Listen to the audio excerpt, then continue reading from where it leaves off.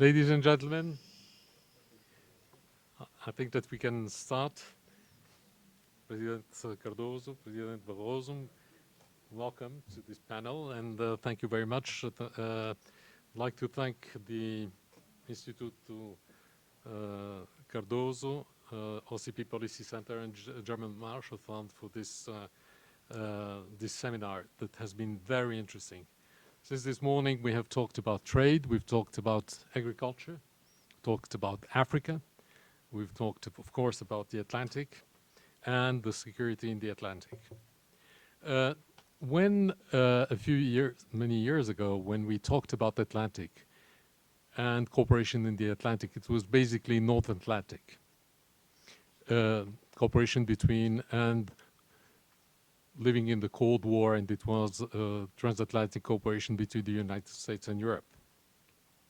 A few years ago, in Morocco, we had the idea, and especially the LCP Policy Center had the idea that the Atlantic was something new, and it was no longer the Northern Atlantic, but it was the whole basin of the Atlantic, and that there were common threats and common opportunities. Africa has been evolving, have known very important growth, and we thought, and Latin America the same, and United States and Europe the same. Things had changed. So we invented this concept of the Atlantic Dialogues, and we are the fourth edition. The fourth edition will happen in October next year in Marrakesh, I think. So my first question about President Cardoso and President Barroso is whether you see that there is a room for this cooperation in the Atlantic Basin, north, south, east, west, and going beyond what was the common knowledge in the past. So this is my first question. The second question will be about Africa. We talked a lot about Africa, about the possibilities of cooperation and work with Africa.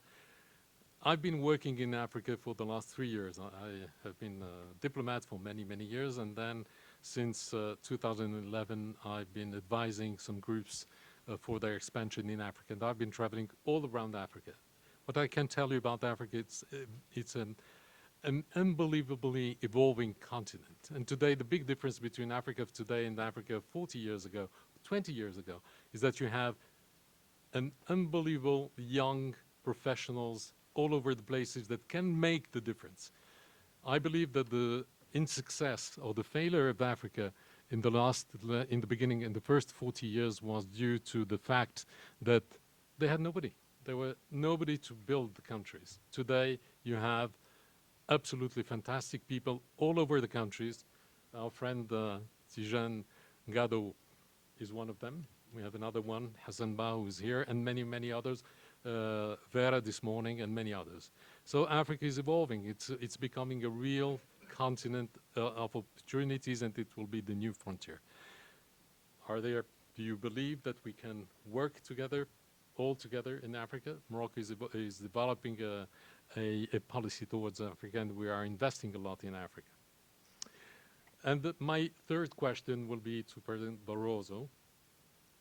Oh, by the way, about Africa, we talked a lot about isolationism of Brazil, the lack of will of Brazil. Well, actually, things happened.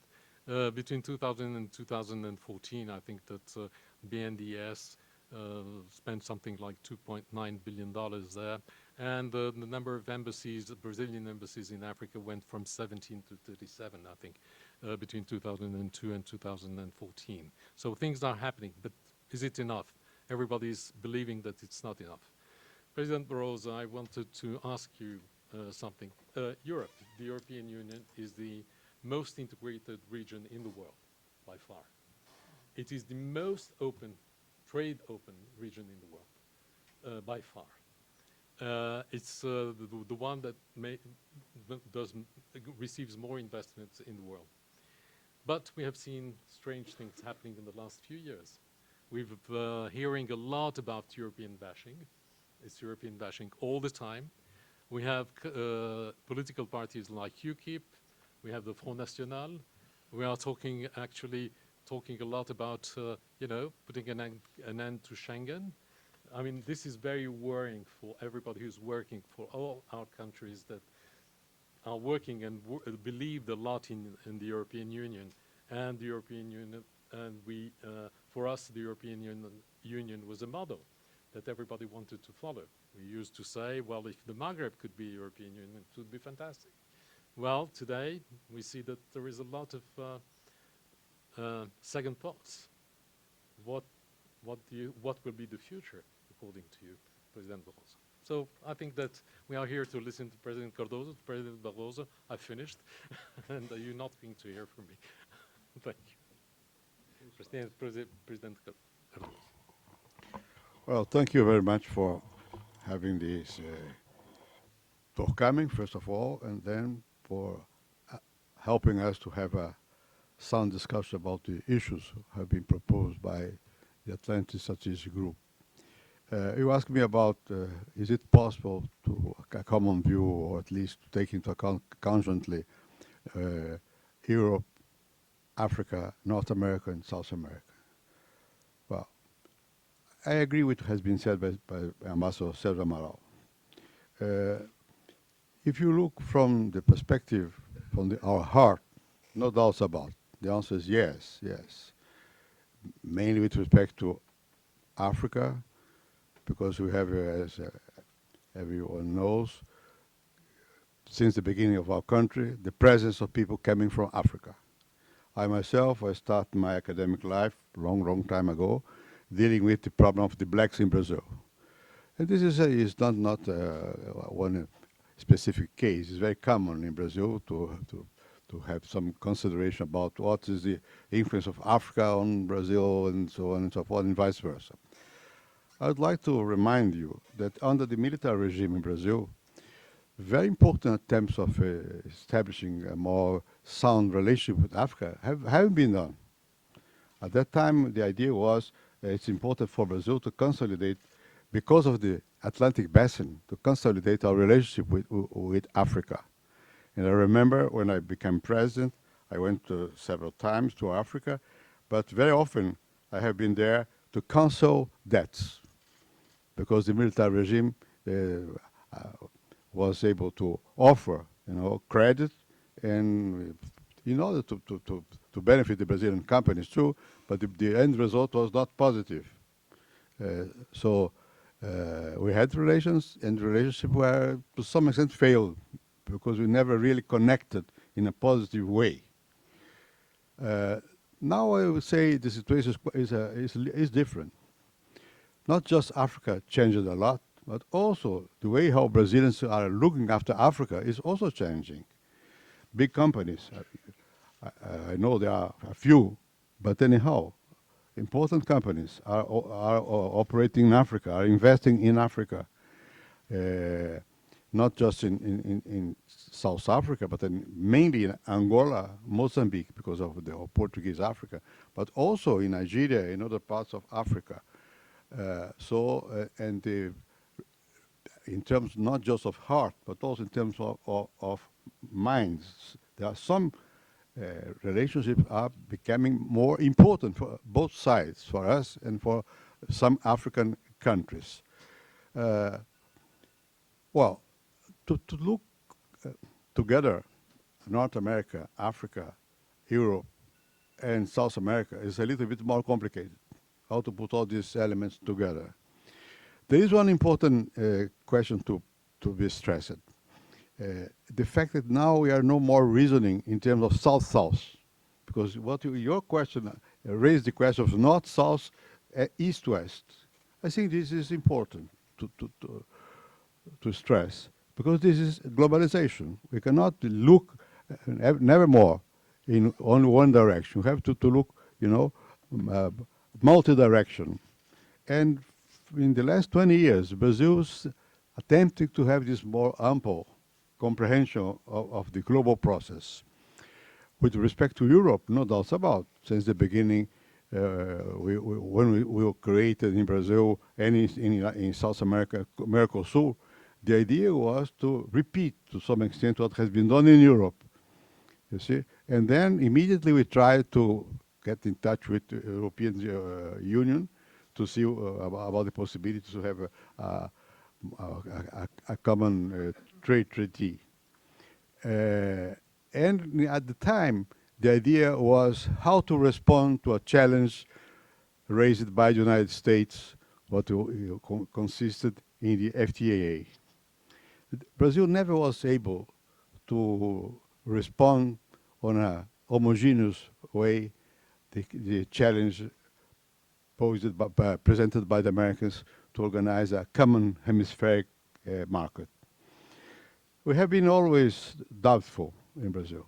I'm not speaking just about the government, also the economic force in Brazil. I had several discussions with several important sectors in Brazil, and it was not clear. From our point of view, it would be important to have this hemispheric, free trade area or not. And in our mind, the idea is, well, maybe if you include Europe, and if you have a relation, more special relationship with Europe, this will give us more strength to accept the challenge presented by the Americans. The point is that at one point in time, both sides, United States and Brazil, decided not to go ahead with the idea. Looking from today back, maybe it was a mistake not to go ahead with the idea. It was a mistake, but the mistake was not only Brazilian. It was also American, you see. And the decision was done in Miami, and the reasoning was, let's go bilateral. The United States had the capacity to bilaterally to make an agreement with every one of the Latin American countries, and we didn't. So we became a little bit more isolated into Mercosur. And Mercosur never have become what was the initial proposal, a really integrated area. It became something of a nightmare. Every new meeting, ministerial meeting, Mercosur ministerial meeting, normally was in order to allow more exceptions, not to be in agreement with what has been accorded before. So this is going on and on. So now we are more isolated. And this is the situation now. I would say, yes, now we have much more in terms of our minds, the sense that it's positive for us to go together. It's difficult to see how to put together the East, West, North, and South, but then we will say we have a little bit more interest in that. But then how we are all time, because we are a big country, we are all time, balancing what is better for us. There is a sentence in Brazilian national anthem who says, "We'll be sleeping forever in a splendid cradle." Well, the isolation would be like America in 19th century. You see, we are always with some anxiety. What is good for us, to be alone or to be together? You see, so this is normal in terms of big countries. I remember once I was in Uruguay, a small Uruguay, member of the Mercosur, very good relationship with Brazil, and I was there making a state visit to Uruguay, making speeches, being received honorary degrees here and there, all around. And suddenly, the Central Bank of Brazil took a decision without any information to the president or to the ministers against Uruguay. Because the bureaucracy was not caring. What's that? See? Of course, it was a minimum question from the Brazilian point of view, but it was terrible from the Uruguayan point of view. This is a natural way the Brazilian bureaucracy reacts as a big bureaucracy, imperial bureaucracy, so on and so forth. So the response is yes, it will be always a little bit more complicated with respect to maybe other countries. With Europe, we always are hoping that one day we will have this connection. With America, we don't know what to do. And I would say in the last let's say, 10 years, the situation is worsening, in the sense that we are becoming much more, oriented by values of not isolation, but anyhow suspicious vis-a-vis the foreigners, foreigners. So that is my answer. I think it's positive, it's available, but still it will take time to give more consistency to the idea of a sound cooperation, not governed by country by country. This is feasible. We are trying already to do. But in terms of a collective responsibility, it's difficult. You said something very important, not you, the former chairman, very, very important. In order to have a say at the world level, we have to have a responsibility and to have a side. And Brazil is always ambiguous in that respect. You never know. Are we really, from what side are we? So this is maybe, is a process of growing up. It's a kind of question of time, and we'll start step by step. I hope we will be capable to say more effective to you, yes. Thank you. Thank you, President. First of all, thank you very much. It's a pleasure to be here with one of the statesmen I most admire, my friend Fernando Henrique Cardoso, and also with our moderator, Aziz Mekouar. And my answer to you is clearly, this is a very interesting concept, the Atlantic concept enlarged, because it enables us to overcome two problems of the organization of the world in the past: the East-West division, polarization, or the North-South polarization. As you said, in Europe, when we say Atlantic, we think about the transatlantic relationship between Europe and the United States, and also Canada, but mainly people think about Europe and the United States, and also NATO, and so on and so forth. That's the concept, Atlanticist concept. So if we think about Atlantic not just as something that comes from the old time, I hope it will be really old time, of the Cold War, but of engaging partners like Latin America, all the Americas in fact, and Africa, I think it's good for the new order that we try now to build. Because in fact, this is the issue of the 21st century, an issue that was very brilliantly discussed also by the panel before us. We are missing a global order today. And the biggest task we have in the beginning of this 21st century is to create the new order of the globalization age. There is not.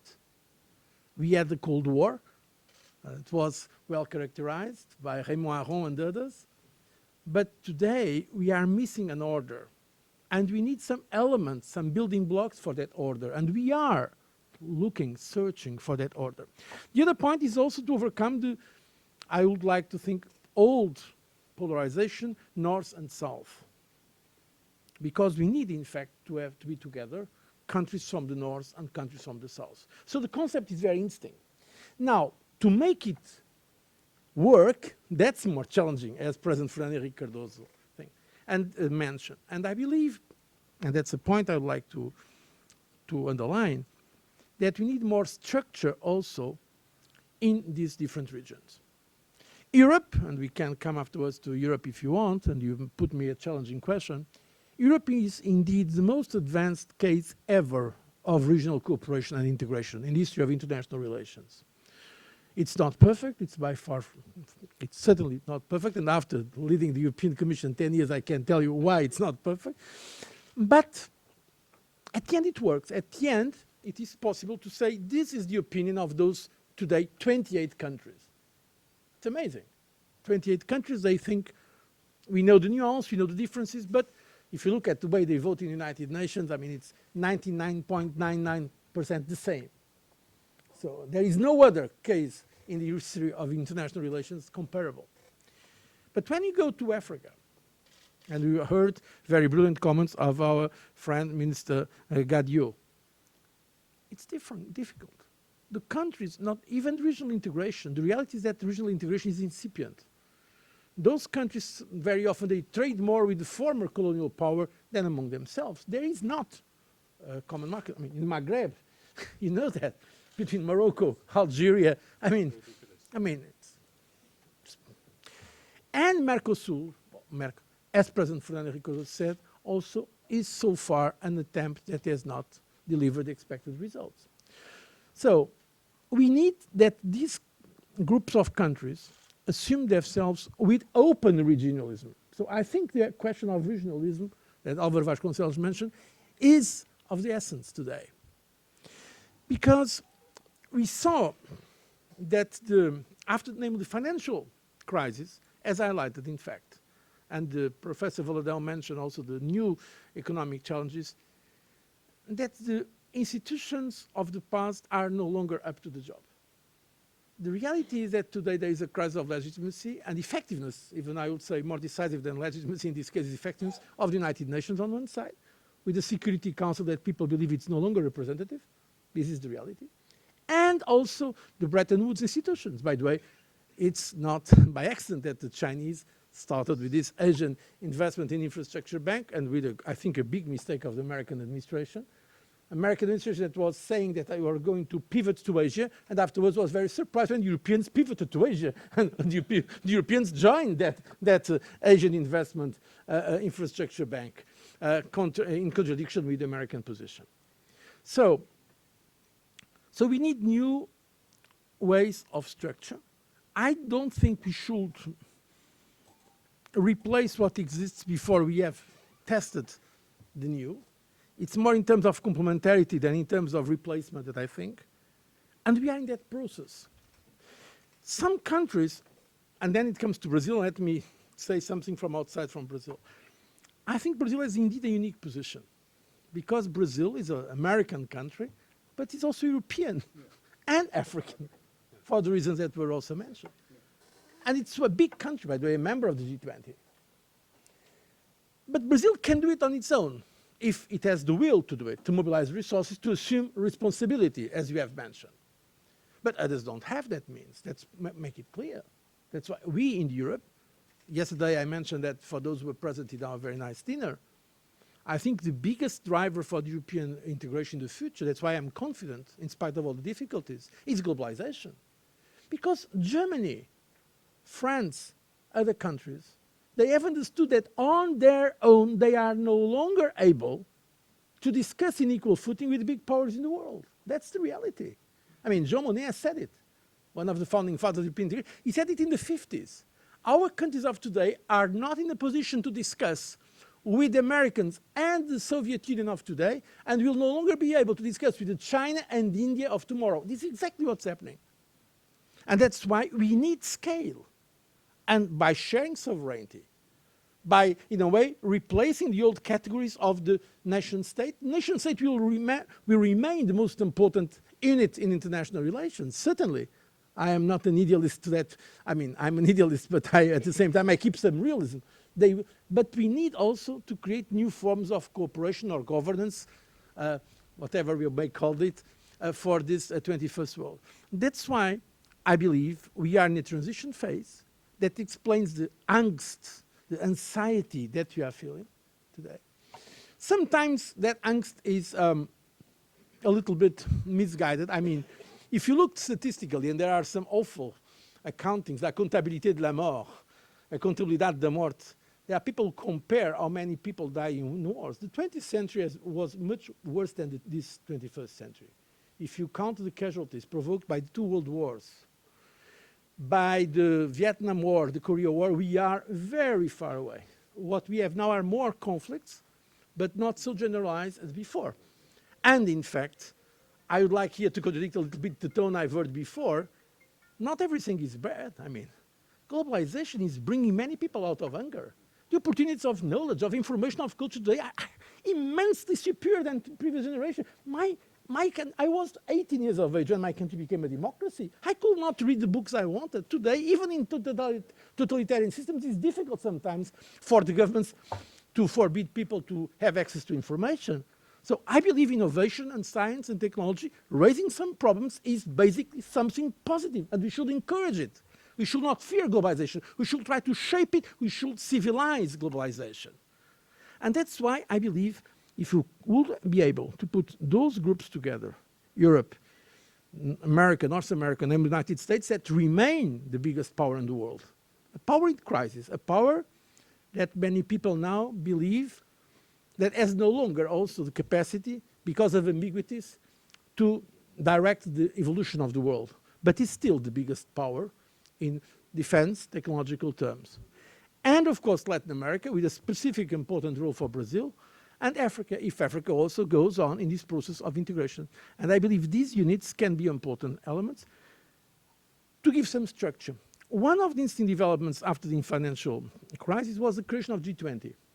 I participated in it. In fact, it was a European initiative. It was during the French presidency. President Sarkozy and myself, we went to convince President George W. Bush, Camp David, to organize it. At that time, the Americans did not want, because we are speaking in Chatham House rules, I understand, that's what was agreed. The point was that since the financial crisis started with the Lehman Brothers case and all these problems, and subprime crisis, and afterwards, of course, had a very important impact in Europe, also with sovereign debt crisis. But in fact, it started in the United States, that's the reality. At that moment, for President Bush, it appeared that it was not good to organize something in the United States. And we asked him to do it precisely to avoid a kind of a return to naked, ugly protectionism, to try to give some order. It was evident for us that at that time, the G8, at that time Russia was part of G8, was no longer able to cope with it. We need the so-called BRICS and other countries. And that was the first summit we had. It was the end of 2008, I think, in Washington. Afterwards, there was another one in London, and afterwards another one in Pittsburgh, and so on and so forth. And it became the primary economic forum. It is considered by themselves, they stated, Brazil is part of it, but no. But other Latin American countries, I mean, it's only Mexico and Argentina. And from Africa, it's only South Africa. And as was said, South Africa does not represent at all Africa, at all. And the other African countries, for those who know Africa, know well what the others think about that. So this is why, in fact, we need to think beyond the G20. The G20, I think, is doing a good job, even if now it enters a little bit in routine, in bureaucratic mode. But it's important to have it, to have some kind of a instance, some kind of level where we have no longer the polarization either between the G7 and the rest of or the BRICS. By the way, Russia was in both. Now it's only in one. It was invited to leave because after what happened with Ukraine, a very important development that I'm afraid that people outside, probably here in Brazil, have not understood the profound impact it had in Europe and in the world order. In Europe, this is changing completely the perceptions. And in fact, as we know, if there is no European order, there is a risk that there is no world order. That's, I mean, whether we like it or not, this is the reality still. And that's why I think we need to build this new order. And if you have cooperation through different parts of our world, I think it's a positive development. Now we have to make it happen, and that requires, I think, more structure and more determination. Let me add something.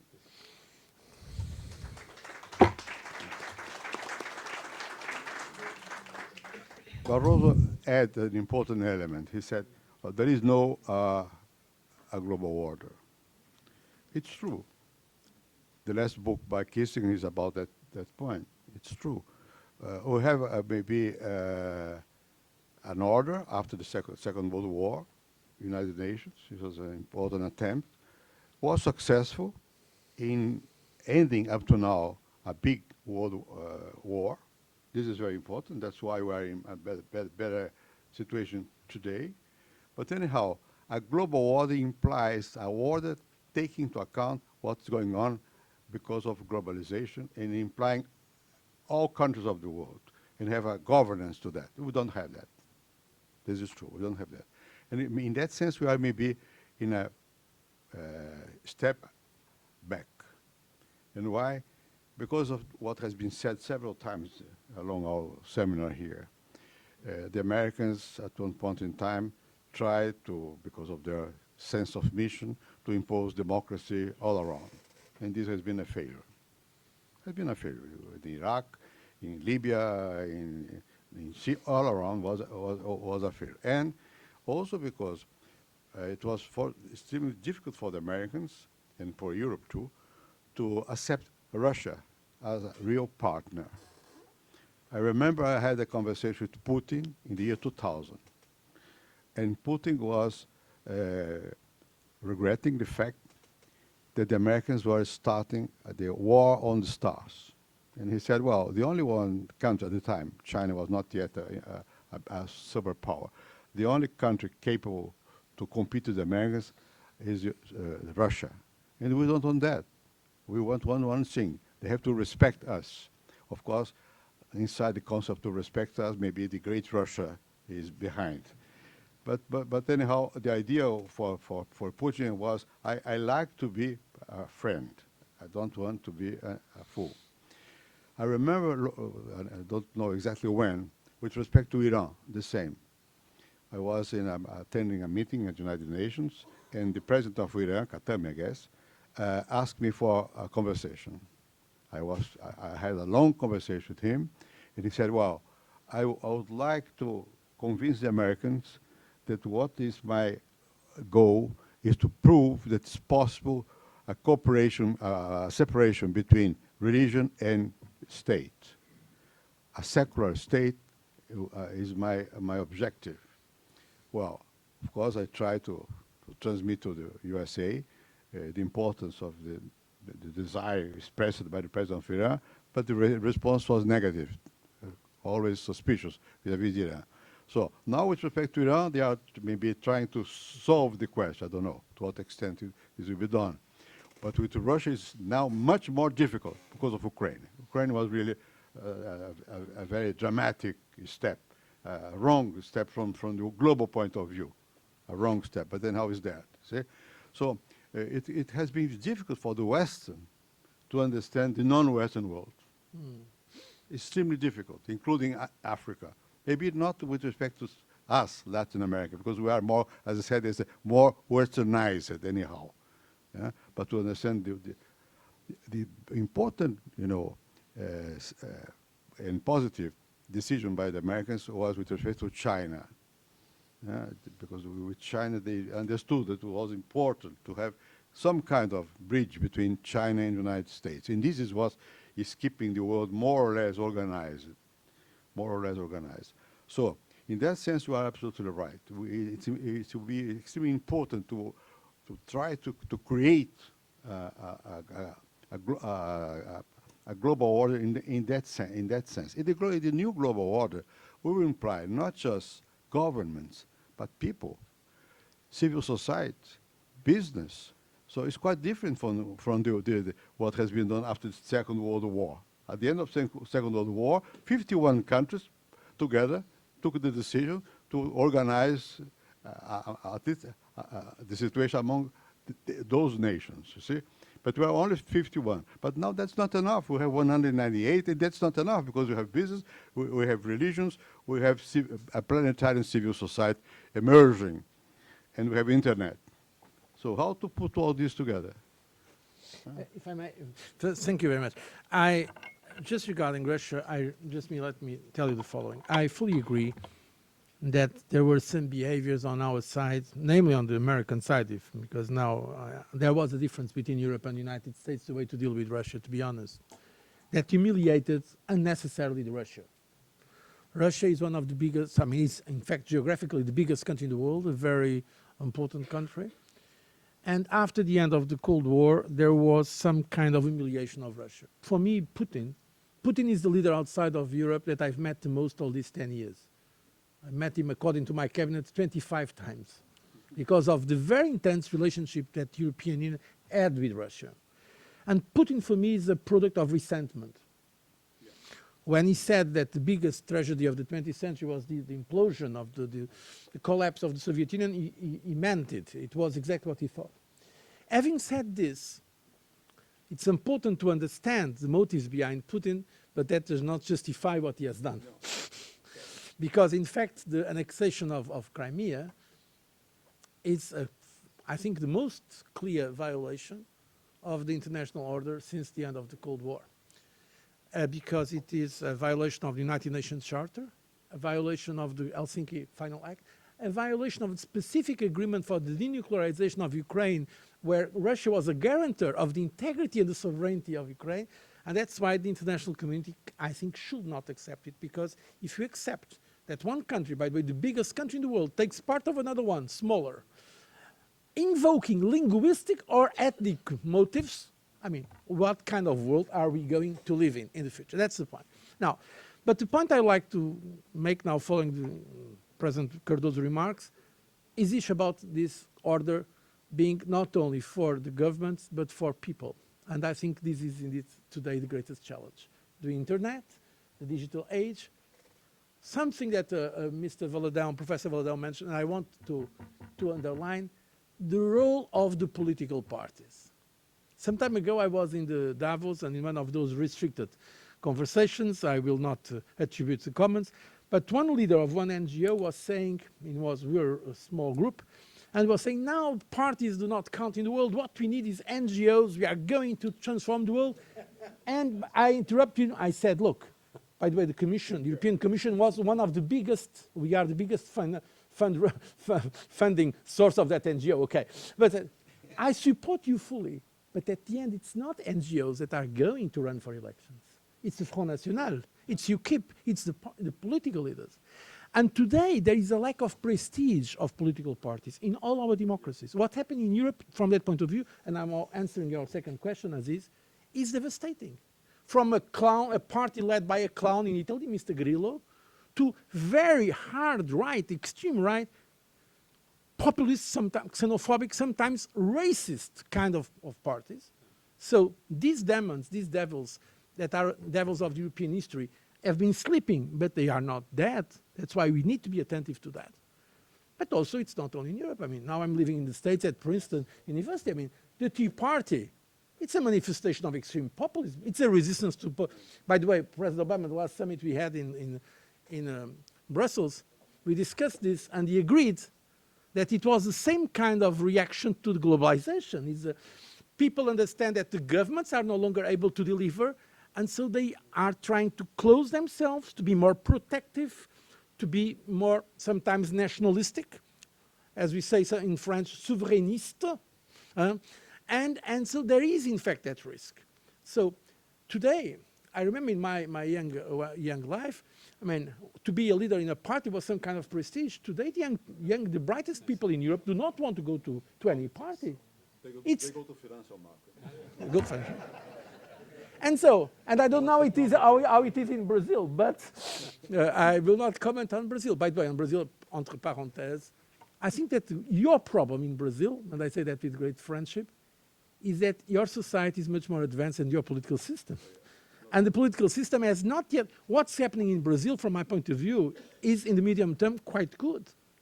It's a kind of modernization. The political system has not followed at a sufficient pace the transformation in society. And by the way, I'm reassured, because for me, Brazil, the sovereign power of Brazil is freedom of expression.